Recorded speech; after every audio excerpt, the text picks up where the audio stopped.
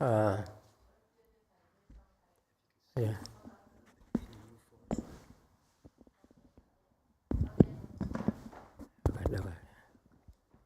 rồi. Nam mô A Di Đà Phật. Kính chào quý vị. Thầy trụ trì biểu tôi thuyết pháp bữa nay thì tôi chỉ nói trong cái khả năng của tôi biết thôi. Quý vị có cái thắc mắc nào thì cứ hỏi rồi chúng ta chia sẻ. Good morning, everyone. Today I will speak Dharma on behalf of Master, and then I will try my best. If you have any question, please feel free to ask question, or we can share together. Thì bữa nay là chúng ta kỷ niệm ngày đản sanh của Đức Phật Di Lặc. Today we celebrate the birthday of Maitreya Buddha. Thì theo trong truyền thuyết đó, cái chúng sanh của mình trên cái quả địa cầu của mình, trên cái cõi Ta Bà mình, thì Đức Phật Thích Ca đã ra đời nay là 2.600 mấy chục năm rồi. Ngày tịch ngày bỏ mình ngày đi là nay 2.600 năm. So in the Saha world we have Shakyamuni Buddha, but he already passed away more than 2,600 years ago. Thì nó cứ sụt lần. Thì loài người chúng ta bây giờ còn được là kinh sách của Đức Phật thôi, chứ còn bây giờ mình gặp thánh nhân cũng rất là ít. And then the Dharma is declining. Nowadays we only have the books from the sages, and then not many the books from the Buddha, not many left. Thì trong kinh nói là nó cứ sụt lần như vậy, thì loài người chúng ta càng ngày càng ác, càng ngày càng làm những chuyện mà không có ích lợi cho nhau, mà càng ngày càng hại nhau. Càng sụt lùi về sau này, con người càng ngày càng ác. So when the time pass by, the people will have a tendency to incline toward like more evil, and then they will only do things hurting each other. Thì lâu lắm rồi tôi coi trong kinh nói là cứ như vậy thì loài người á, bây giờ chúng ta kiếm một người 100 tuổi rất là ít. Trên thế giới mình bây giờ kiếm một người 100 tuổi già đó rồi chết đó rất là ít. So nowadays it's very rare you can find someone that live up to 100 years old. Có nhưng mà rất là ít. Rồi sau đó đó, con người cứ càng ngày càng ác. Like we have people live up to 100 years old, but very rare, very few of them. But the people tendency is like they getting evil, more evil. Thì cứ sụt lần như vậy mà con người cứ càng ngày càng chết yểu, tức là sau này đó kiếm một người 90 tuổi cũng khó nữa. Nó cứ sụt lần, con người càng ngày càng ác. Ác đến độ mà sụt lần không có kiếm người sống thọ không có. So people will continue to do more evil, and then their lifespan is decreasing. So it's very rare to find someone to live up to 90 years old. Thì nó cứ sụt dần như vậy mà tới con người sau này đến cái chỗ mà cực thấp nhất của loài người mình đó, 10 tuổi chết. Không còn sống tới 12, 13 tuổi như bây giờ nữa. Nó ác đến độ như vậy là chết thọ, chết yểu. And then it keep dragging on, and people continue to do evil toward like when it hit rock bottom, the people average lifespan is 10 years old. Thì từ đây đến cái lúc mà 10 tuổi đó, thì con người cái pháp của Đức Phật Thích Ca nè, đầu tiên là kinh Lăng Nghiêm sẽ bị diệt trước. So from now to the point where the human being lifespan is 10 years old, for the Buddha's teaching, Shurangama mantra will be destroyed first. Không ai tin nữa hết á. Nobody believe in it anymore. Bây giờ tôi gặp rất là nhiều thầy bắt đầu rồi, mấy thầy trẻ bây giờ tôi biết á, mấy thầy phải chừng 30 mấy, thấy bây giờ tranh nhau đi Thái Lan học về tiểu thừa, không có tin kinh Lăng Nghiêm nữa. So nowadays I see that there's a lot of young monks. They go to other country to learn about Hinayana. They don't believe in Surangama Sutra anymore. Và một số thì lại bàn đó là có thể kinh Lăng Nghiêm là do loài người làm ra chứ không phải Đức Phật nói nữa. And some even say that the Surangama Sutra was speak like the human. Some people just make up for it. It's not from Shakyamuni Buddha. Rồi sau đó đó coi như mất hẳn luôn, 100 năm sau là không có ai thấy kinh Lăng Nghiêm đâu nữa hết đó. And then after that one, and then 100 years pass by, nobody see the Surangama Sutra anymore. It's completely distinguished. Bởi vì cái kinh Lăng Nghiêm á là cái xương sống, cái giáo lý xương sống của chánh của đạo Phật mình nói về cái tâm mình á, làm sao để mà luyện cái tâm chánh, cái chân tâm mình, mà làm sao để mình trừ mình làm lơ cái chân tâm làm lơ cái vọng tâm nó làm nó cột mình luân hồi sanh tử. Đức Phật mới giảng là cái vọng tưởng của quý vị đó nó cột mình đó, thiện hay ác vậy nó cột mình trở lại đây nè, mình không có giải thoát được. Cho nên Đức Phật mới giảng kinh Lăng Nghiêm để chỉ rõ cho mọi người mọi loài biết là cái Phật tánh mình nó ở đâu. Thì bây giờ kinh Lăng Nghiêm bị diệt trước. The Surangama Sutra is the backbone of our practice, because in that sutra the Buddha showed us where is our true mind, and then he showed us how to get rid of the false thinking, because the false thinking is the one that keeps dragging us back to the will of reincarnation. The false thinking will lead us to do the evil thing, so that's why we cannot get out of the will. Rồi sau 100 năm đó thì kinh Lăng Nghiêm biến hẳn, thì bây giờ chúng ta còn ở kinh A Di Đà tồn tại lại cái thế gian này 100 năm nữa. 100 years after that, after the Surangama Sutra completely extinguished, then only the Amitabha Sutra left in this world. Thì sau 100 năm rồi đó, loài người chỉ còn biết Nam Mô A Di Đà Phật có 6 chữ thôi. Kinh Như Đạo không thèm xài nữa, hết 100 năm rồi là chỉ tin Nam Mô A Di Đà Phật thôi. And then 100 years after that, people don't know about the Amitabha Sutra anymore. They only know 6 words: Nam Mô Emitofuo. Rồi sau đó 100 năm biến hẳn luôn. Càng ngày càng ác thì không còn ai biết cái gì nữa hết. Thì lúc đó chỉ xài cái 4 chữ thôi: Amitabha, Amitabha, Amitabha, that's it. Không có xài 6 chữ nữa. 100 years after that, the sutra distinguished completely, and nobody know anything about it. They only know 4 words: Emitofuo. That's it. Rồi sau đó mất luôn, 100 năm sau 4 chữ nó mất luôn. And then 100 years after that, the 4 words Emitofuo also disappear. Thì lúc đó là chúng ta sống trong cái sự gian ác, là tranh đấu như là mấy con thú vật vậy đó. Cứ hả tôi thích quý vị là tôi lấy không được tôi giết. Hả yếu hơn quý vị giết tôi. Cứ thế mà sống đến khi mà tính ra trong kinh nói đó, thì con người càng ngày càng ác, cho nên có 10 tuổi chết. Lúc đó người này gặp người kia là trốn, thôi nó giết mình. Không biết là nó có giết, còn thấy nó lần sau lần này mình trốn, thôi nó giết. And then after that, human beings are so evil to the point that they act like animal. They will just follow their own desire. If they don't like it, they will kill you. And then people are so scared of seeing anybody. Thì sau đó một thời gian đó, có người tìm được cái chữ Nam Mô Di Đà Phật.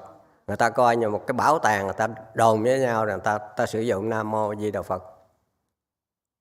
Là cái kinh đầu tiên mà loài người mà khám phá trở lại là chữ Nam Mô Di Đà Phật. Mừng lắm. Rồi bắt đầu mới lấy đó ra mà đọc, mà truyền với nhau.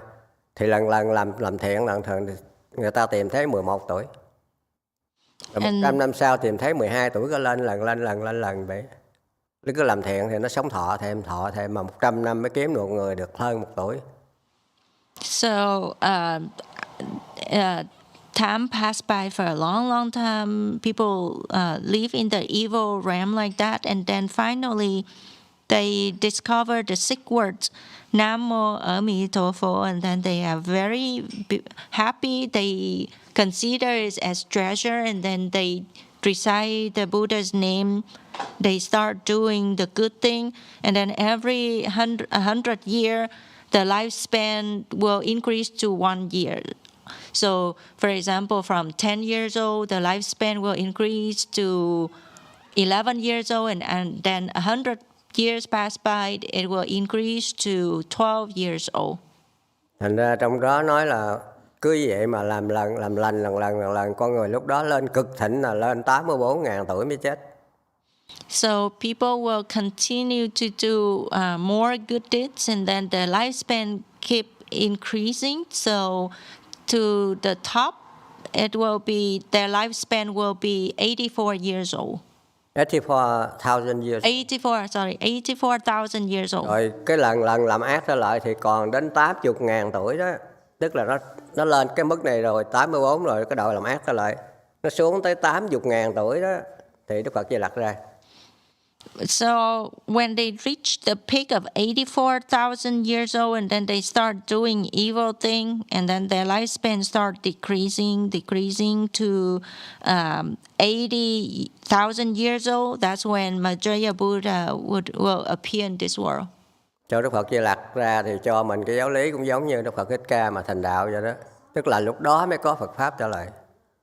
And Maitreya Buddha will teach us similar to back then when Shakyamuni Buddha teach us. So that's when they start to have Buddha Dharma appear in the world. Thì bên trong Nam Tông cũng có nói là bây giờ mình có xá lợi nè. Bây giờ nó khắp trên cái quả địa cầu này, ở khắp nơi, ở trên trời có, ở trên dưới Long Cung, dưới Thủy Cung có, trên mặt đất mình có. Mà bây giờ mình hết 26 thế kỷ rồi. Thì trong kinh nói là đến 5.000 năm đó, bây giờ mình còn có 2.400 năm mà. Quý vị có giữ xá lợi cũng giữ không được nữa. Tất cả các nơi đều mất hết. Nó đi về Bồ Đề Đạo Tràng đó, nhập lại thành cái hình Đức Phật Thích Ca bằng xá lợi. Tức là năm tới 5.000 đó, bây giờ mình 2.600 mấy rồi. Thì nhập lại thành một Phật Thích Ca thuyết Pháp một lần chót là không có ai thấy Phật Pháp trên cõi này nữa hết. Như mình nói hồi nãy đó. Tới sau này Đức Phật Di Lặc mới ra, mới thấy được Phật Pháp. And then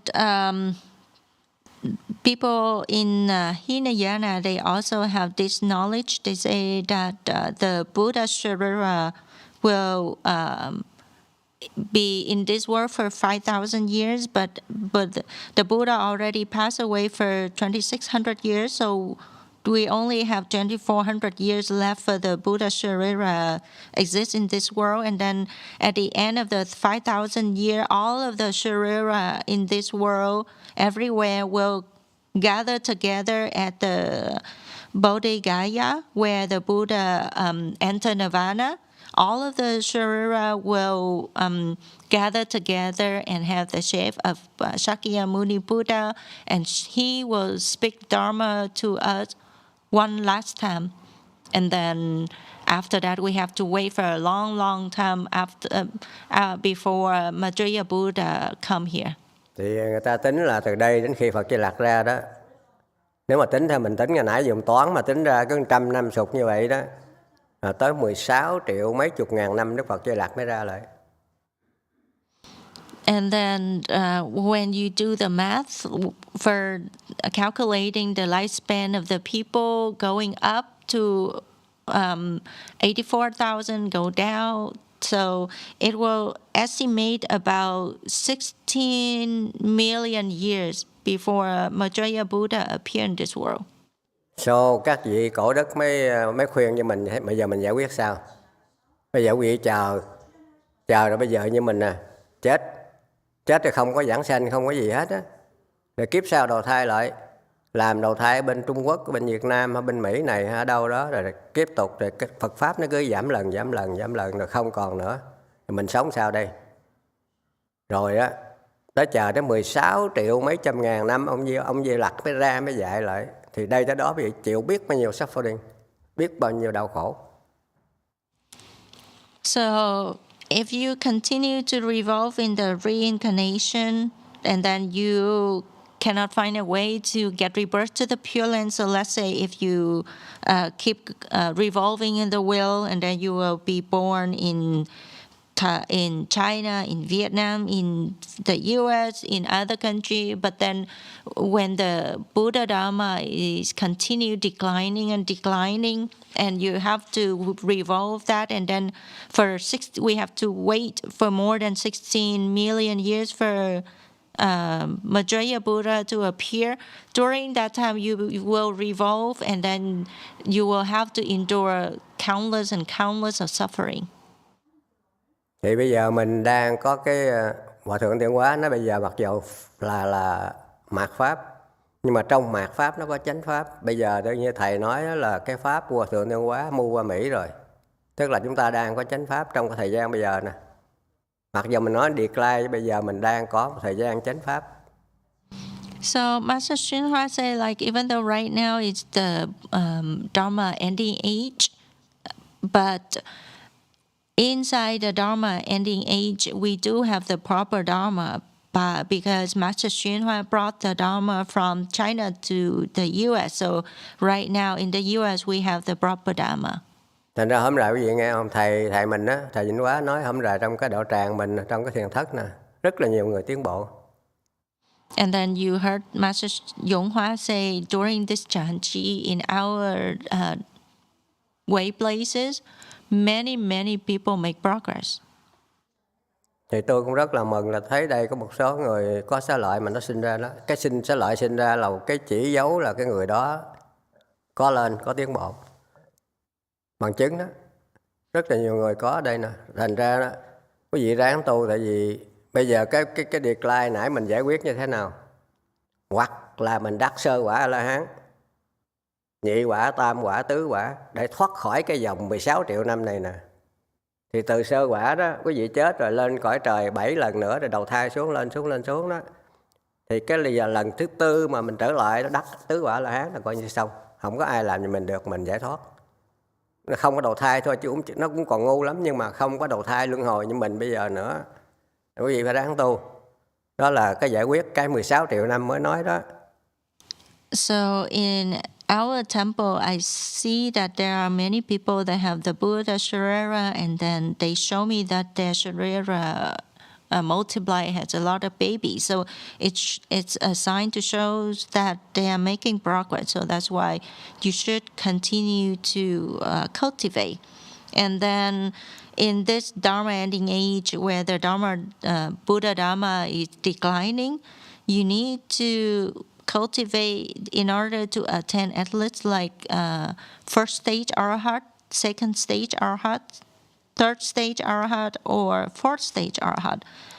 Because if you reach first stage Arahat, you can be born in the heaven 7 times, and then after that you will attain fourth stage Arahat. Then you get out of the wheel of reincarnation. Cái người sơ quả đó, sơ quả nhị quả đó, thì trong kinh Phật gọi là nhập vào dòng thánh, tức là vào cái dòng họ thánh đó là không có trở lại nữa. Dòng thánh đó là cái dòng của A-la-hán đó, thì cái người sơ quả đã vô được rồi. Thì quý vị xét lại coi mình đủ cái sức tu như vậy chưa? Mình có tinh tấn để đủ hay không? Mình có giữ giới hay không? Mình có gặp thiện tri thức hay không? Chứ không phải nói sơ quả là dễ nhập cho sơ quả đâu. So the becoming an Arhat, like the lowest level is the first stage Arhat. It's called entering the sage's flow. So you are among the sage, and then you don't have to come back to the reincarnation world. And then it's not easy to attain it. You have to look at yourself and say, am I practicing good enough? Am I diligent enough? Am I keeping precept? Or am I having any good knowing advisor? It's easy to talk, but it's not easy to attain first stage Arhat. Thành ra mình còn một cái cửa khác. Cái Đức Phật từ bi dạy cho mình cái cửa khác để thoát, là cái pháp tịnh độ. Độ mà vàng đó, định độ. để chúng ta nguyện hết cái đời này chúng ta sanh vào cái cõi đó là thoát. Chứ không là phải chịu trở lại 16 triệu năm mới gặp ông Phật Di Lặc ra cứu mình. Mà không Phật Di Lặc ra không phải ai cũng gặp Phật Di Lặc đâu. Cũng như bây giờ Phật Thích Ca ra đâu phải ai cũng gặp. Bây giờ mình còn ở đây nè. Nếu đó mình đã đi rồi đâu có tới mấy ngàn năm đâu. Nên bây giờ còn một cách khác là mình nguyện vãng sanh về Tây Phương Cực Lạc của Phật A Di Đà. Hết cái đời này là mình nguyện mình đi lên đó. Một cách để mình thoát. So the Buddha showed us there's another Dharma door to get out of it, which is the Pure Land Dharma door. So meaning that you have to make a vow that after this lifetime you could like to get reborn to the Western Bliss Pure Land, because if you are not, you will have to revolve in the reincarnation and then have to wait for 16 million years for Maitreya Buddha appear, and then even if he appeared, there's no guarantee that you are able to see him or get teaching from him. Cho nên chư tổ đã soạn cho mình hết rồi một cái chương trình sáng sớm tu cái gì, trưa cái tụng cái gì, chiều tụng cái gì. Soạn hết cho mình từng bước đó, quý vị cứ làm. Người nào tại gia thì giữ giới, đừng có phạm giới, rồi nguyện hết đời này mình vãng sanh. Đi đứng nằm ngồi chỉ cứ niệm Nam Mô Di Đà Phật. Đó là cái cửa để mình thoát. So the patriarch already have a schedule for us to practice what should we do in the morning, what to do at lunch, what to do in the afternoon. So you just need to follow the schedule. For the lay people, you should keep precept, and then you also have to vow to get rebirth to the Western Bliss Pure Land. And then during the day, doesn't matter what you do. When you're walking, you recite Buddha's name. You sit, you eat, you sleep, you recite Buddha's name. Thì chúng ta có bộ kinh Di Đà đó. Thì quý vị thấy không là Đức Phật tả cái cảnh Di Đà nó sướng hơn cảnh ở đây. Rồi làm sao để lên đó? Thì hoặc là 1 ngày đến 7 ngày niệm Nam Mô Di Đà Phật mà không có khởi vọng tưởng lên. 1 ngày là đủ rồi. Người nào giỏi thì 2 ngày, người nào giỏi thì 3 ngày, người nào giỏi nhất là 7 ngày. Mà mình thấy mình không có cái vọng tưởng lên đó, người đó đậu rồi đó. Đó là cái hạng cao nhất trong cái niệm vãng sanh đó. Trong kinh Di Đà nói với vị tụng ngày đó. In the Amitabha Sutra, it says that in order to get rebirth to the Pure Land, you need to recite the Buddha's name 1 day, 2 days, up to 7 days, one mind and confused, no false thinking. And then if you can do that, you can get rebirth. Thì nó còn một cái an ủi nữa là cái hạng thấp hơn. Là mình niệm, mình tin và mình niệm. Nam nữ gì cũng được, trẻ già gì tin rồi niệm. Thì các chư Phật 6 phương trong kinh Di Đà tả đó, mấy vị Phật đó sẽ giúp cho mình. Cộng với Phật Di Đà nữa kéo mình để mà mình được đi. And then if you cannot recite from 1 day to 7 days without false thinking, there's another way too. Like doesn't matter whether you are a man or woman, young or old, you should recite the Buddha's name with sincere mind. You have faith in it, and then the Buddha of the 6th direction plus Amitabha Buddha will come and help you. Còn một cách thứ ba nữa là quý vị biết cách gì không? Là thầy làm cho mình cái bài vãng sanh nè. Chùa này là thầy Vĩnh Hóa làm đó. Chỉ có cách đó. Or cái bác cái này là có làm cái bài vãng sanh trước rồi đó.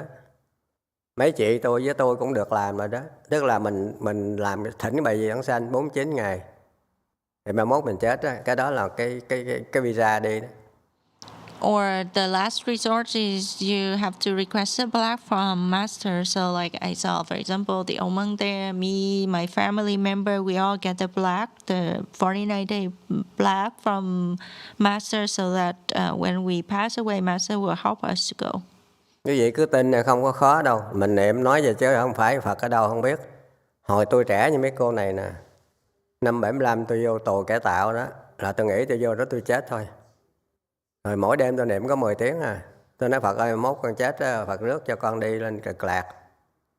3 tháng sau tới, tôi đang ngủ, nằm mơ thấy, lấy cái y vậy nè, choàng lên vai rồi dẫn mình đi. Rồi từ đó bây giờ đưa kinh sách dạy cho tôi, đưa để cho ngày hôm nay dạy, thấy rõ ràng luôn. Cái gì phải tin mới được. Mình tin là bằng cách nào? Mình tin là mình niệm Nam Mô Di Đà Phật, Nam Mô Di Đà Phật. Cứ thế mà mình đi đứng nằm ngồi lái xe cũng niệm thầm thầm ở trong cái đầu mình đó. Mình giờ mình thấy các len các xe xung quanh mà đừng có để ý nghĩ nó khởi lên, mình đừng làm lơ ý nghĩ của đầu mình, nó khởi lên kệ nó. Giống mình lái xe mình thấy mấy xe xung quanh mình thấy nó mà mình đi xe của mình thì quý vị niệm Nam Mô Di Đà Phật, Nam Mô Phật thì ý nghĩ nó khởi lên kệ nó, đừng có sợ nó mà cứ niệm Nam Mô Di Đà Phật. Và cái nguyện cuối cùng là con nguyện khi con chết bỏ cái thân này, Đức Phật tới rước con đi về trên cực lạc. Không con chờ tới 16 triệu năm mới gặp ông Phật mập là biết bao nhiêu cực khổ đau khổ ở đây. Cứ nguyện như vậy là sẽ được thôi. So that's why you need to have faith in this Dharma door. Let me tell you my experience. Like in 1975, after the civil war in Vietnam, and then they put me in prison, in the concentration camp, and then I thought like, okay, once I get in there, for sure I will die. So every night I could recite 10 times Namo Emitofuo, Namo Emitofuo, and then I pray that Amitabha Buddha, after I die, please bring me to Western Bliss Pure Land 10 times per night. And then 3 months after that, I saw Amitabha appear in my dream, and then he used his sash to cover me. And then after that, one thing led to another, and then he taught me through other people too, different type of sutra, so that I can learn more and more about Buddhism. So, this is not difficult. You just need to have faith, and then you have to recite Namo Emitofuo, and then you can recite anywhere, anytime. Even when you're driving, you still can recite Namo Emitofuo. And if the false thoughts arrive, you just ignore it, but focus on the Buddha's name, Namo Emitofuo. And then you make a vow that after this lifetime, you want to go to the Pure Land. Thành ra quý vị nhớ nó rất là nó khó mà nó dễ là mình không có tốn gì hết á. Nhưng mà phải nghĩ là đây đến khi mà mình gặp Phật Di Lặc tới 16 triệu năm nữa lận. Không có dễ gì mà sống tới 16 triệu năm mà gặp Phật Di Lặc đâu. Nó nhiều tai nạn xảy đến cho mình lắm. Mà Đức Phật rất là từ bi, mình niệm như vậy đó, cuộc sống cái gì cũng được có phước. Khi mà niệm môi Phật mình có phước dữ lắm lận. Nó giúp cho cuộc sống cái gì nó thông thả hơn, nó dễ hơn, cái job mình dễ hơn, gia đình mình sướng hơn. Nhờ cái phước mình niệm Nam Mô Di Phật đó, mình xài trong cuộc đời này, và khi mình chết lấy cái phước đó mà đi lên vãng sanh. Cái pháp tịnh độ nó như vậy đó. So the Pure Land Dharma Door is very simple. It doesn't cost you anything. So you just need to focus and recite, because if you don't, you will have to wait for 16 million years. Just think about it. For 16 million years, you will be up and down. You will have to encounter so many difficulty, and then there's no guarantee that you will see Maitreya Buddha. So that's why if you recite Namo Emitofuo right now, you generate blessing, and then that blessing will help you to have a better life, this life. And then you can use that blessing to help you to go to the Pure Land too. Bữa nay tôi chỉ chia sẻ với quý vị bao nhiêu đó thôi, để vì chúng ta cũng hết giờ rồi, để chúng ta còn cúng ngọ nữa. Quý vị có thắc mắc gì ngắn thì mình hỏi đi rồi. That's all I have for you for today. Do you have anybody have any question or comment?